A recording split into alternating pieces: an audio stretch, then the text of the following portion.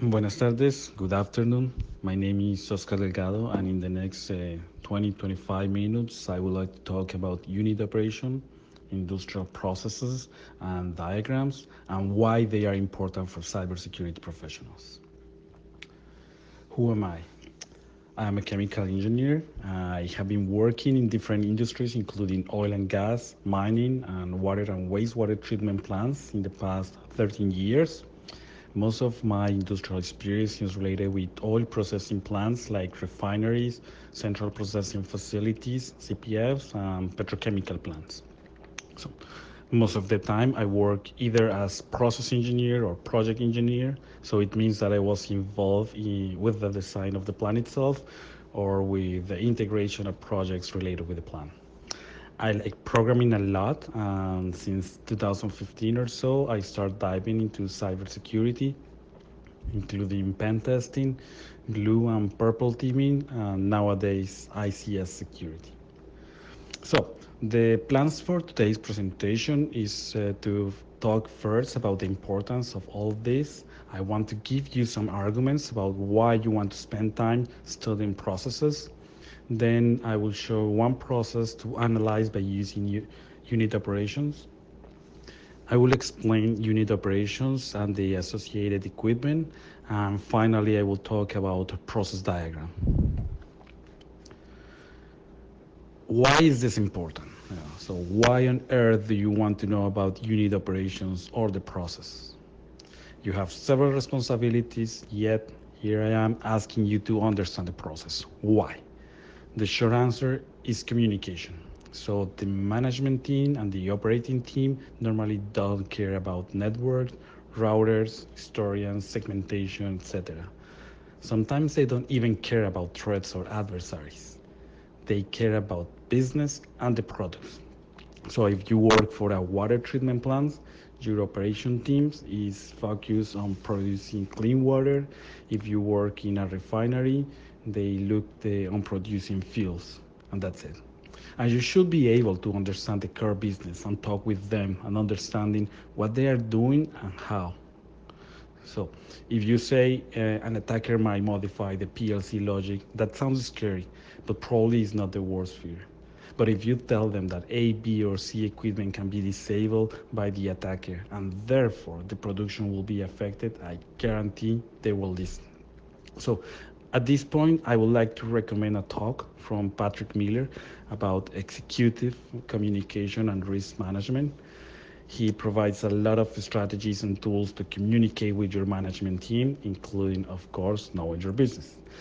And know that you don't need to know and understand the intrinsic details like, okay, the type of catalyst or the density of certain fluid.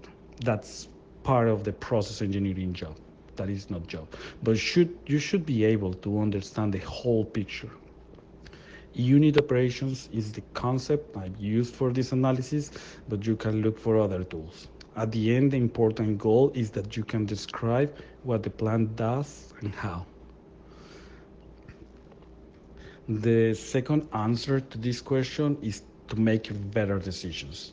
And I'm thinking here about priorities and risk assessment. I remember in the past a discussion I had about the risk of certain transmitters that have local diagnostics using web protocols. So indeed there was a risk, but the transmitter in question were used for monitoring an almost finished product.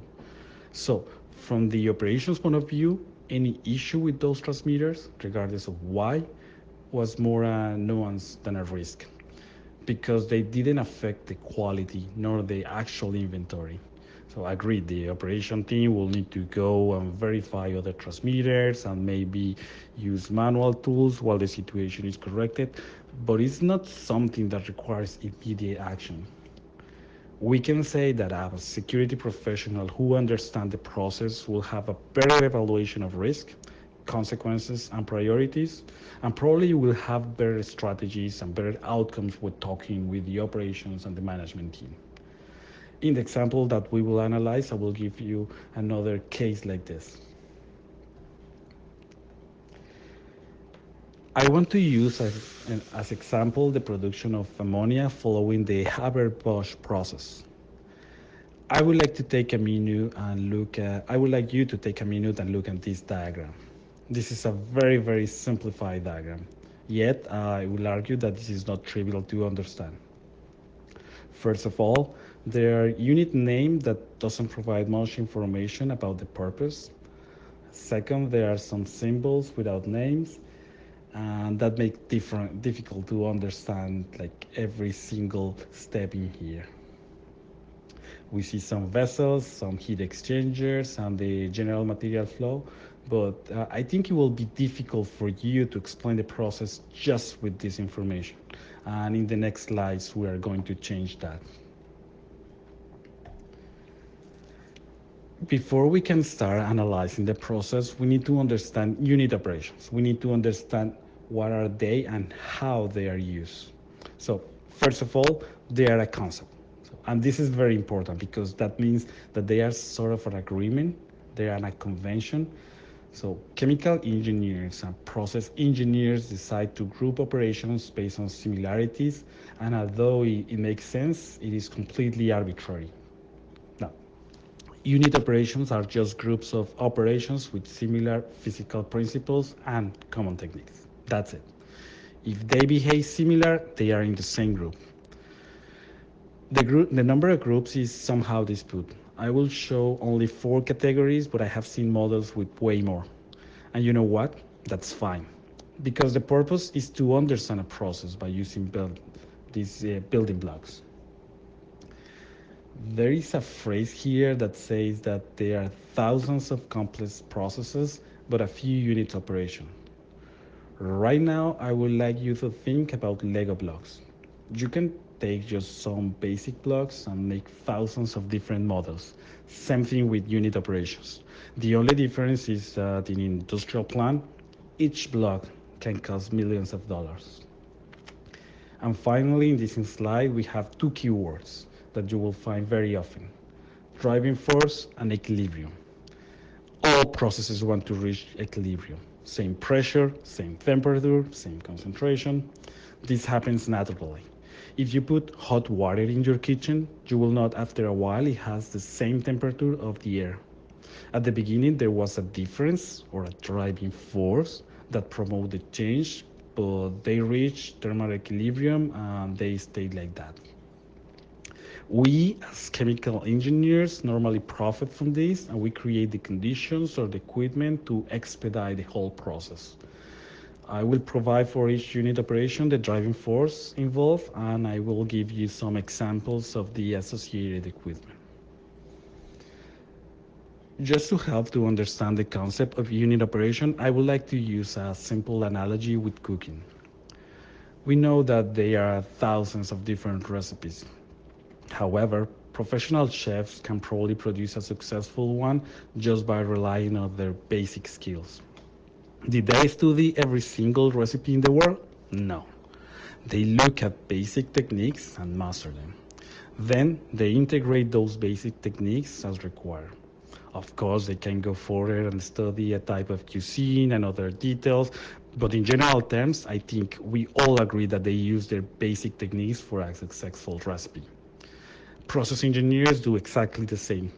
They use basic steps and they just integrate them in the different ways to make the unique product that is required. So you have here the list of unit operations, only 4 of them. I mentioned before that they are sort of a convention and therefore you might find some sources with 6 categories or 8 categories, but at least for me, those are the basic ones. There are hundreds of thousands of processes, but I guarantee that you will find over and over similar equipment. And you can use that as an advantage for understanding each process. So instead of looking at the details and the specific of each process, try to look at the big pictures and their fundamental blocks. What about chemical reactions? Before you ask, let me tell you that chemical reactions are usually not considered as unit operation. They are very, very, very important, but they have some perks that needs to be addressed differently. So unit operation mostly deals with preparing raw materials and purifying products. In our example, all chemical reactions will be just another block.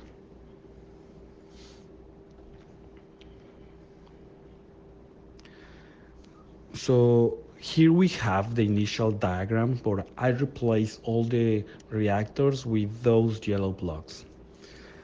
I just provide a general description of what they do. So the first one is intended for hydrogen production, and the second one is for the ammonia production. There are certain conditions required, for example, temperature, but for now we are going to continue our discussion without looking into those details. Finally, our first unit operation, fluid mechanics. This step involves the movement of fluids, which could be liquid, gas, or both simultaneously. When you open your tap to get water, there is fluid mechanics involved. There is a pipe, there is probably a pump somewhere along the way. The key concept here is movement, and the driving force is pressure's difference. Pressure is normally the way that we identify this driving force. For example, in propane tanks used for barbecue, there is liquid at high pressure, and when you allow to flow, you basically allow the pressurized fluid to push some fluid out. Another example could be a syringe. This is an interesting one because it has the negative pressure of the vacuum that you use for the suction, and then we have the positive pressure that we with our thumb that we use for the final displacement. I would like to know that every single industrial plant, regardless of the product, has at least a few pipelines and transport fluids from one place to another. They could be what we know as utilities, so for example, the water and the industrial air, or they can be actual materials, but they are present. So this step is very common in any industry.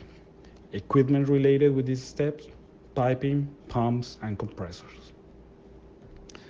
Back to our example. Here we see that all the blue lines are representing pipings. We also see a couple of compressors moving gas, and although it's not in the diagram, we probably have pumps for the liquid water and for the liquid ammonia transport. Our understanding of this process says that we are producing hydrogen and then we are moving gas through different steps from the left to the right until finally we have the ammonia. Not enough to explain the process, but we are getting there. The second unit operation is heat transfer, and I believe this is the easiest one to understand. We just put in this category any equipment that involves a temperature change, either heating or cooling, or a phase change like condensation or evaporation. A little caveat here, sometimes there are specific names for the equipment based on what they do. So all of them are heat exchangers technically, but they are referred as reboiler or condenser or side condensers or things like that. The key to understand is all of them involve a temperature change or a phase change, and the driving force is the temperature difference between two materials. In our diagram, we have three heat exchanger. So one is preheating the raw materials before they enter the reactor. The second one says energy recovery, and the last one is for condensing ammonia. So far, we know that this process involves moving raw materials, and at some specific points, we need to change the temperature of the reactants or their phase. Just a little bit of information. The ammonia reactions need a specific temperature, about 450 C or 840 F. So the first exchanger, the preheater, is used to bring the gas close to the reaction temperature. Now, after the ammonia reaction is completed, you still have hot gases coming out of the reactors, and you don't want to lose that energy and money because you already pay for that. So what you do is to install a second heat exchanger and produce steam while cooling down some of those materials. Finally, you condensate the ammonia in the last heat exchanger to separate it from the gas reactor. I would like to make a comment about the second heat exchanger. It makes totally sense to recover the energy from the hot gases. As I said, you already pay for that energy. So the next equipment, the condenser, is designed based on the output of this unit, right? Both of them are connected. However, I will say that depending on the configuration of the condenser, we might be able to send a different type of feed, a little bit hotter to the condenser and still recover some ammonia. Of course, it won't be optimal, but it might be possible. And in practical terms, it means that you might accept some issues in the energy recovery exchanger without stopping the whole production. And if you are the defender of this plan, I will argue that this information will help a lot when you are assigning priorities to your assets. So, if heat exchanger was the easy one, this is probably the most difficult to understand. Here we are dealing with processes that involve moving selected components from one phase to another or within the same phase. The goal is normally to purify mixtures. I want to take some specific component because it can affect production or because it's dangerous. A common example, H2S. Small quantities, like part per million, can kill you in a few seconds, so normally you want it to remove it from the operation as soon as possible. The driving force here is concentration, chemical potential. So we want to move uh, some stream with high concentration to a stream with low concentration. Regarding the equipment, I will say that almost all towers or columns that you will see in a process, like the distillation columns or the absorption columns, are part of this group. As I said, this is probably the most difficult concept to understand, so I want to give you some day-to-day examples of mass transfer. You're probably familiar with these cases, but you don't use the term mass transfer. First, when we lit the candle or we cook something, we normally can smell the fragrance from a different room. So the aromas are moving from high concentrated region to a less concentrated region. Same will happen if you put a few drops of dye in water or when you put sugar in your coffee, but instead of stirring, you just wait. At the end, they all reach equilibrium. One interesting example is making sauce. When you are reducing a sauce, you are actually transferring water from the sauce, from the liquid phase, to the air. That's mass transfer as well.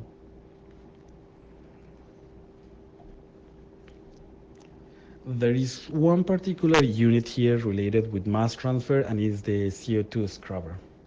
What we need to do is to remove the CO2 before it entering the reactor, the ammonia reactor. So we use water to wash the gas stream. Basically, we are taking the CO2 from the gas phase and putting it into the water. That's all. Also notice that the resulting stream is soda water, which is similar to the one that you drink at a restaurant.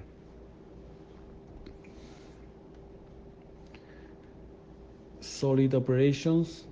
Any team that involves solids is included here. Normally you are interested in size change and screening so you can process the solids further. Typical equipment here are crushers, grinders, and screens. There are not solid operations in our example, so we are just continuing. Okay, so we started here with this very simplified diagram, and we see a lot of units, some streams, some names, but I will argue this is not the diagram we want to use when explaining ammonia production to someone else. Then we use the concept of unit operation to understand what's going on, and we ended here. We see that on the left side we have the raw materials entering a reactor to produce hydrogen. We see that we produce CO2 as well. We want to send all those gases to another unit that removes CO2 by using water. The remaining gases, the reactants that we call, are heated before they enter the ammonia reactor. We produce ammonia and then we recover energy from the hot gases. Finally, we separate ammonia by condensation, sending the reactants back to the reactor. There are three zones in this diagram. First one is hydrogen production and purification. It encompasses everything until the green block. After that, we have the second zone, which is the ammonia production, and the final zone is the ammonia purification. I will argue at this point that even if the previous diagram was very simple, this one is way more accessible and easier to understand. And you know what? Other people thought the same. They even gave it a name, block flow diagram, or BFD.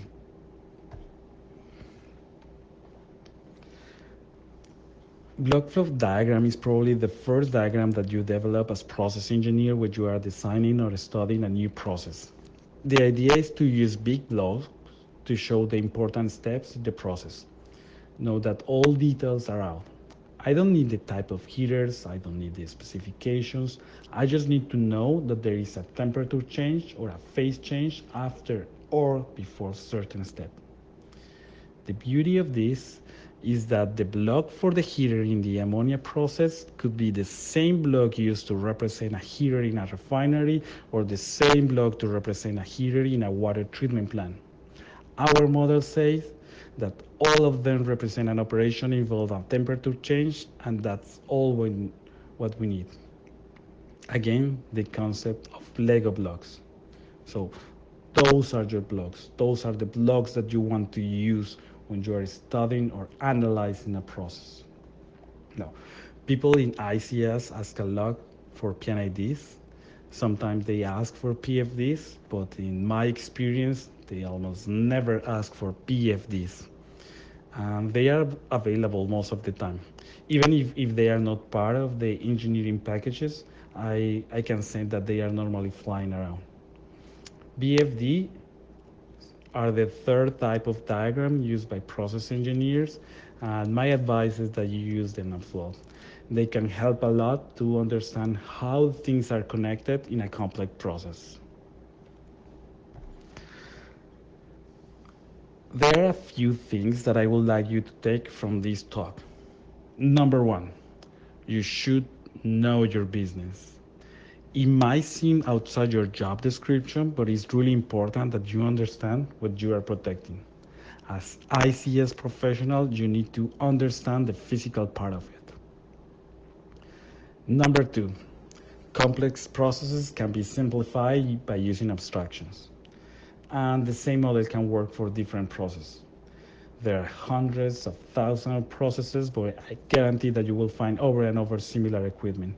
And you can use that advantage for understanding new process. So instead of looking at the details and specific, try to look at the essence and the fundamental blocks, the big picture. Number three, you're probably familiar with PFDs and PNIDs. They are very important, yes. They provide detailed information about control loops and process variables, but I suggest that you look at the third diagram, the BFD. It's not very used nowadays, but it can help a lot for the understanding and the initial phases of approaching to a new process. Well, thank you very much for your attention. If you have questions or you want to discuss something, I will be available on the Discord channel. My name is Lycanthropy. Muchas gracias. Thank you very much and cheers.